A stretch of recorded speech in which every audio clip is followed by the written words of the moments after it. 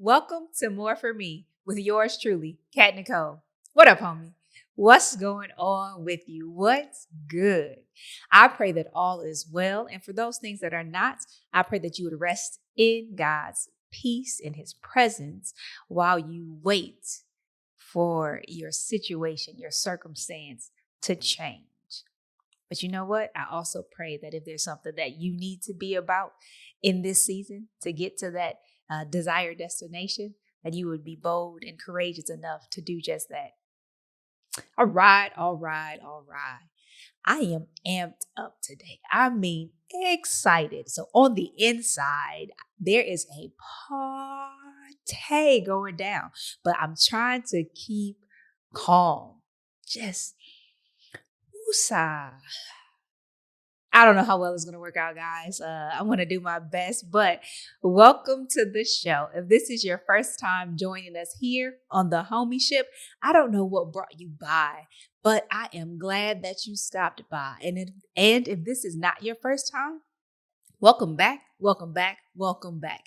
Either way, it is an honor and a privilege to have you join me here in the studio, one of my happy places to come hang out with you guys and just share what's happening with me and what's going on as I journey towards the destination of more that God has for me. But you know, that great news is that God has more for you too. So let's go ahead, settle in, connect, kick it, and see where this road is taking us. I am excited about today's episode, but then there's some other things that are happening in my life in this season that are just super, super exciting. I was so excited about today's episode. I think it was on last Tuesday, and I was ready, but Mr. Thompson was traveling for work, so I could not get in. Well, I guess I could have come to the studio, but it might have just been tragic in terms of the visuals and audio and all that other stuff. So my producer wasn't here. So I waited and I waited, but I would have recorded several episodes last week. I was just so excited. But we come here today and we're still going to get it in. I'm going to make it happen. Everything that I share with you guys is really stuff that's personal to me. I try to let you in, to peer behind the veil. But today I feel like we're going a wee bit further, but it's still something that I was really excited to share with you guys. So if you will indulge me, I'm going to do what I do and kind of weave in between the past and the present as well as the future and see what God has in store for us today. I'm going to go all the way back, right?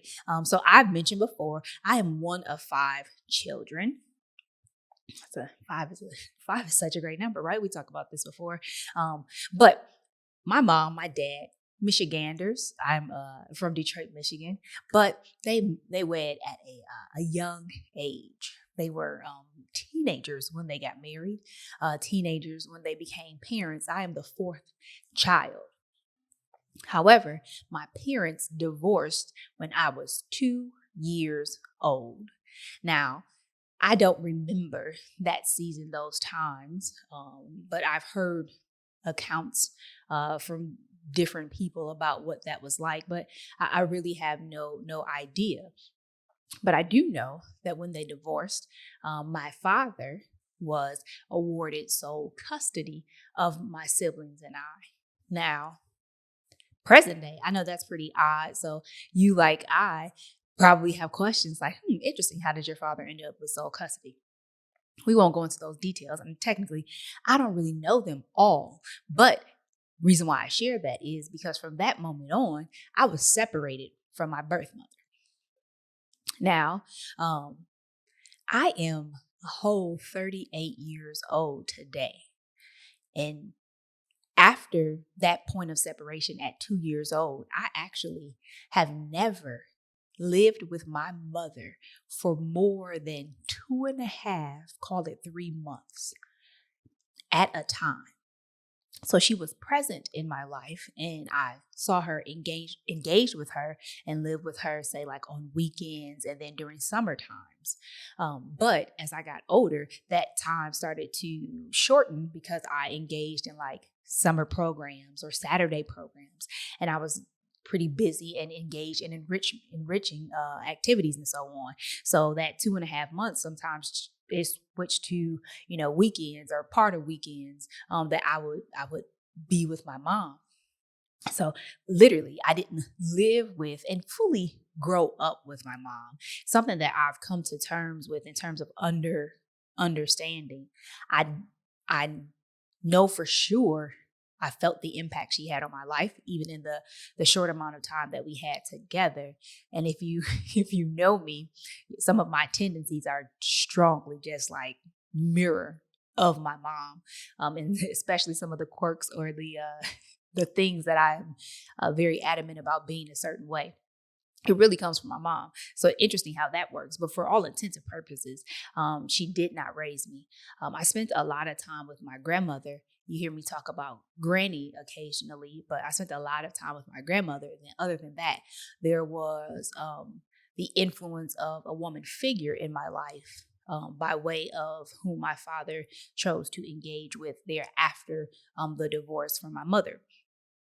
But on that side of the spectrum, I don't think that that person was a motherly figure to me.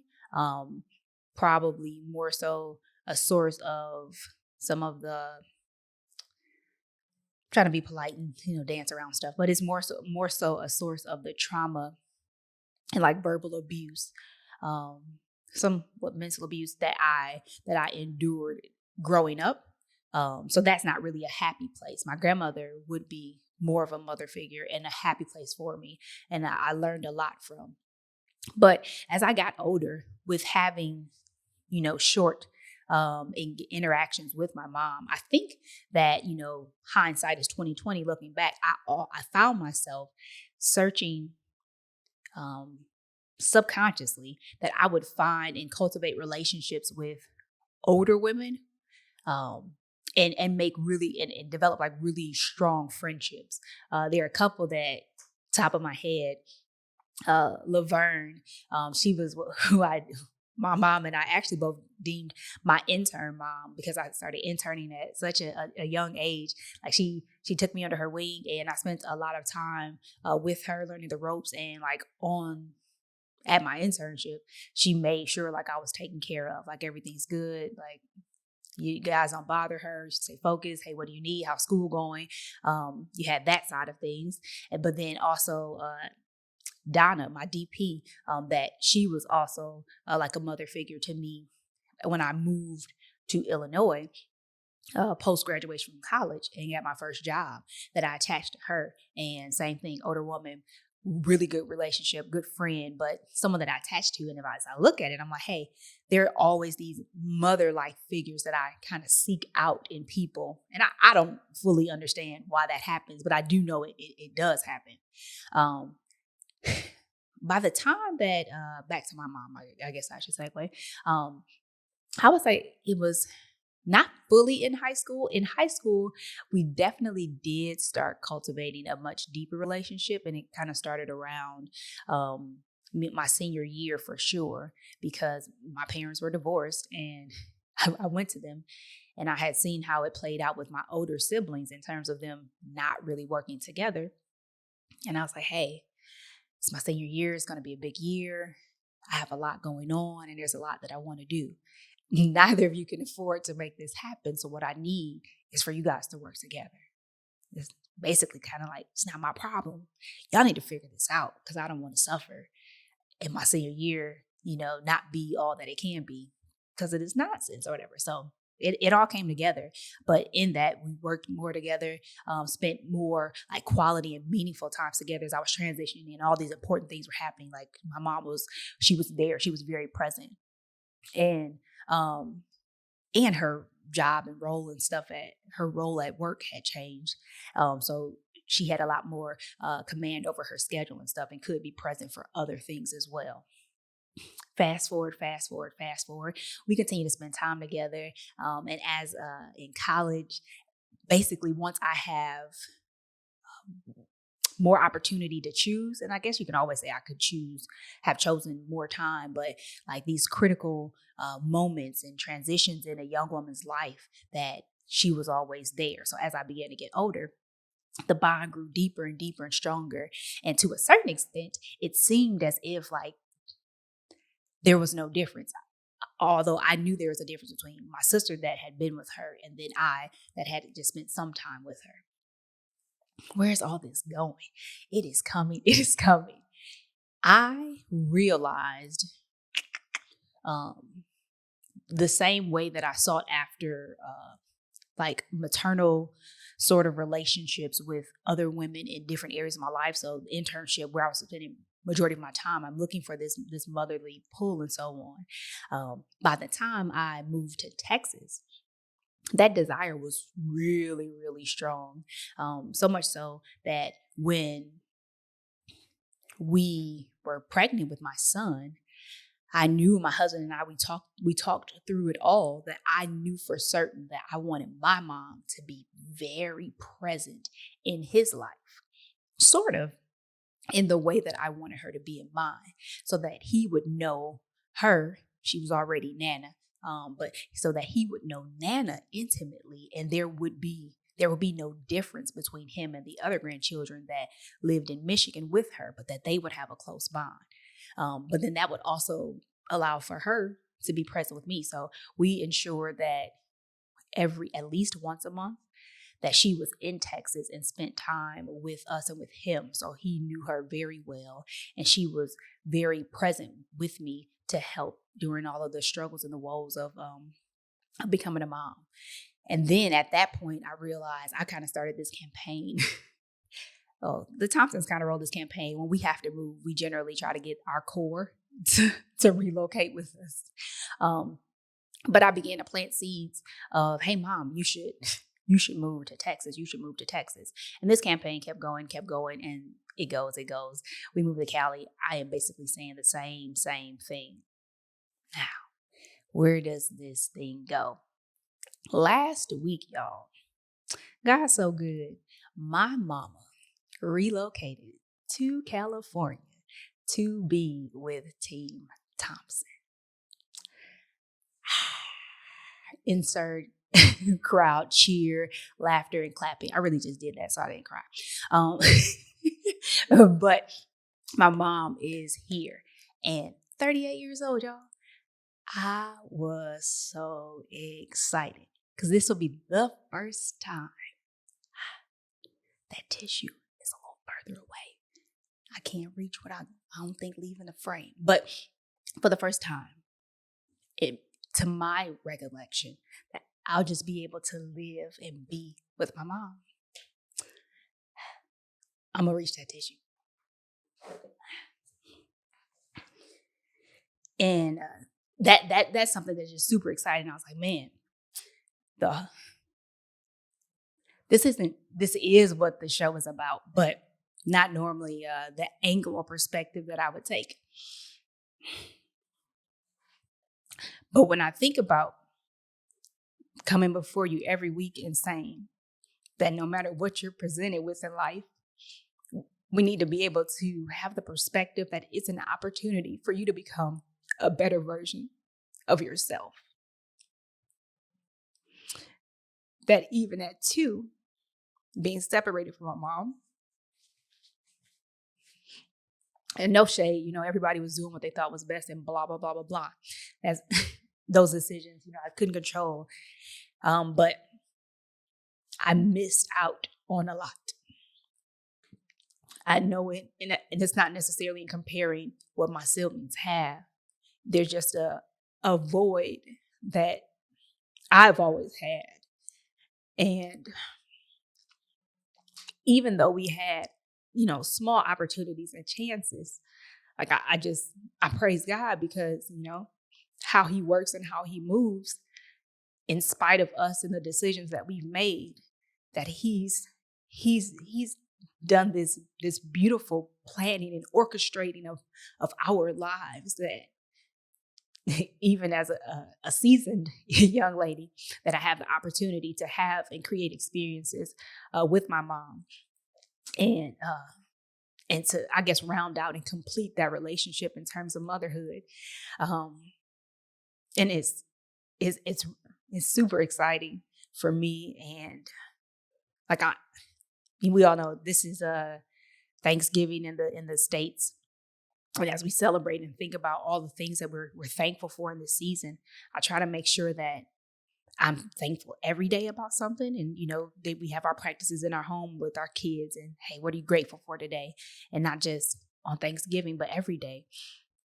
But I am so grateful that I have a husband with a mind and a heart that's open to this experience, because it's like, I won't be running mom all the time, but that's not how he feels. That's not how it is over here. And to be able to, you know, call it a second chance, another chance, whatever, but it's a chance and an opportunity to be all that God created me to be. And I think that in the coming days, weeks, months, or whatever the time that God gives us in this experience together, that I'll have a chance to become a better version of myself, and all the things that I endured while we were apart, that God still used it for the good, because I became the young woman that I am today, but that I am still becoming. And this opportunity, I think, is a part of the completing and making whole of Kat Necole that God is doing, which parenthetically, let me insert that 2022, God already laid it on my heart, and the vision that, 2021 was really about unity in our family and so on. But I think God has spoken to me that I will be becoming whole in a sense in terms of 2022. So to have this be a part of that journey and that experience of my life is pretty amazing as I head towards the destination of more that God has for me. And I'm stopping short a little bit of where I was going, because I just can't be on wax crying all the time. It's not really, it's not what's up. But I really, really wanted to share this moment, because I think that it can be so easy to say everything is good, and that you never really know what somebody is facing, what they've been through, what they're going through, and to still be able to stand and say, hey, it's all going to work together for the good. And that even, the bird poop on the shoulder, my new random favorite example, right? Like that, even that, like that I can find good in it, and I can hold on to hope, and I can see the possibilities of what can be, and not just look at what is and believe that that's my reality and that there's all that is. So at the end of all this, I guess the biggest point that I really want to share and highlight is that it's the essence of the show, right? Hope and possibility, that no matter what you're experiencing, what you have faced, what others have said, or what each day continues to look like, that there's something to it. There's something about remaining faithful, being consistent, and believing God for more. Not just that there is more and that I believe it, but that for you in yourself to believe God that for more. I didn't know what this portion of my journey, like what the more was and exactly what it looks like. I have been experiencing more in this relationship over the years. And this, I don't know if this is the highest point of the mountain that we will reach, or if there's even more in store. But I do know that, like, this part of my testimony is big ups to God for doing what only He can, and that He'll come through. I didn't have anything in mind for what it had to be and what it had to look like. So there was more room, I guess, for me to be amazed and not disappointed. But God He's so faithful. We have to remain faithful and hold on to the fact that there really is more for us. And that everything that we face, the good, the bad, the ugly, that it's all an opportunity for us to become a better version of ourselves, because the better version of me sits before you today to experience the more that God has for me. That the other stuff that happened along the way of my journey, that it didn't take me out, that it didn't set me back, or I didn't allow for it to become like bondage or chains that were now the hurdles between where I was and where God was calling me to be and what He was calling me to. So thank you for indulging my my joy and the excitement around being able to share moments with my mom in this season of my life, and just embracing what is, even out of the message out of the mess. All these cliches are popping in my head now. But I hope that encourages you and it meets you where you are. Not that your story is the same, right? We're all different and unique. And so are our journeys as well as our destinations that we're headed towards. But the fact that this may be something to encourage you or share with somebody else that might need the encouragement that God moves us 36 years later to see the fullness of what could have been to come into existence, and for us to be able to still appreciate, acknowledge, and thank God, the source of all good things, for what is today. So again, thank you for joining me today for this week's episode. I hope that it blessed you. I love to hear back from you if you have something to share, encouragement, whatever that may be. There are notes in the show description about how you can connect with me. If you want to leave a review, rating, whatever you like, connect, show some support, show some love. But on this week of Thanksgiving in the States, only I realize it is not Thanksgiving in the world, but just acknowledging that I am thankful for the privilege to come before you guys and to share freely without judgment, shame, or guilt, and just be me. Thanks for indulging and loving Kat Necole. I hope that you have a great week. I hope that you have a good Thanksgiving if you celebrate Thanksgiving. And I hope that all the food that you eat, if you do, is yummy. But until next week, same mode, same time, same place, I want you to remember that God has more for me. God has more for you. Now let's get it. Take care.